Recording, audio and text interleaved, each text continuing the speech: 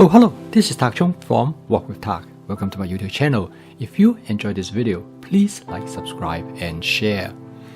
Please write me at walkwithtak@gmail.com if you have any question regarding this video or any other video that I've posted in the past. I'm looking forward to hear from you. And by writing me by email, I will be able to answer your question more thoroughly. And I will respond to you as promptly as I can. Now, part of the cooking system that I have put together has four components. And one of the most important components is flavor chasing. And the reason why I said flavor chasing is the most important because if we like the flavor of the food that we cook, we will keep cooking. And the big problem is that most people do not like the flavor of the food that they cook. Now, in this video, I'm going to just show you one condiment that I use for flavoring, particularly in Chinese as well as South Asian cooking. And that is a condiment known as a black bean or dou shi.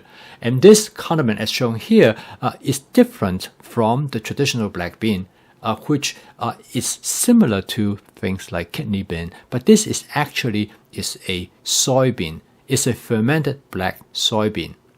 Now, this soybean has some very distinctive characteristics. Its flavor profile is similar to soy sauce, since it derived from soybean, but it is different from soy sauce. So it will provide a very different flavoring experience. Now, it is very popular use in many Chinese dishes. For example, one of the most well-known Chinese dish, which is known as mapo tofu, which is a tofu dish. This fermented black bean is used extensively in this dish, and it gives the type of flavor which is very characteristics of this dish. If you have mapo tofu before, you will recognize the flavor of fermented black soybean. Now, fermented black soybean also used very regularly in association with seafood. In Chinese cooking as well as in South Asian cooking, steamed fish is a very common way to prepare seafood. And in this case, fermented black soybean often is used with this type of cooking method. The good thing about the fermented black soybean is that its flavor is very subtle. So when you have fermented black soybean in a dish, it do not overpower the dish. And it also depends on how you cook them. You can give the dish a very delicate flavor and more or less restrict the flavor of the fermented black soybean to only when you bite into it. Otherwise, you will find the flavor very pleasant.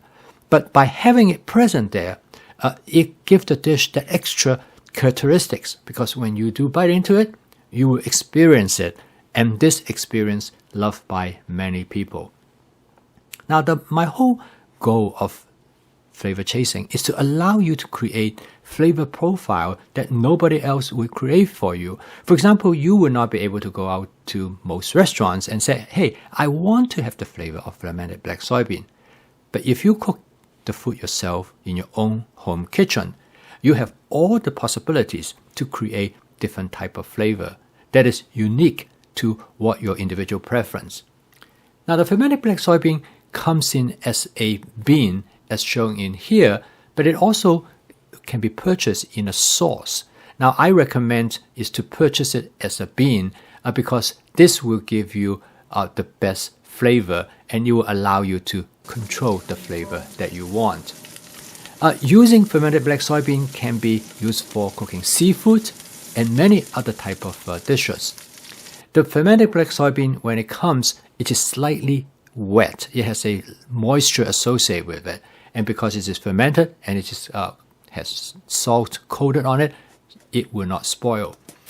This is the most, I would call it the traditional form of fermented black soybean. It comes in this paper carton. And I love this packaging because it's been around for a very long time. This fermented black soybean is come specifically from certain part of China, and it is well known for this particular product. And today, when you buy them, it normally will indicate that that's where it is from. It comes in a plastic bag. All you have to do is unwrap it, and I usually store it in a plastic container, because the plastic container will keep it nice sealed and retain its moisture. You can store it anywhere you want. It doesn't have to be in the refrigerator. You can store it in the refrigerator if you prefer, but it can store simply in room temperature and it will not spoil. Now here is a demonstration of how you will cook fermented black soybean.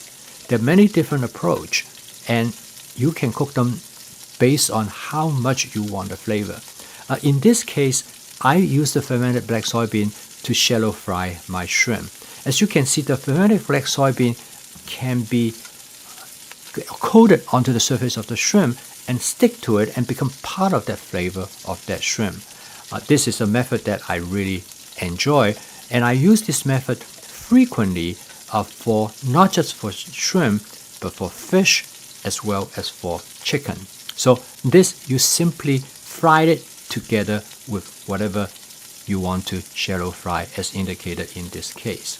So as you can see here, that when I turn the shrimp over, you will find that the soybean actually incorporated into the shrimp and give it truly wonderful flavor.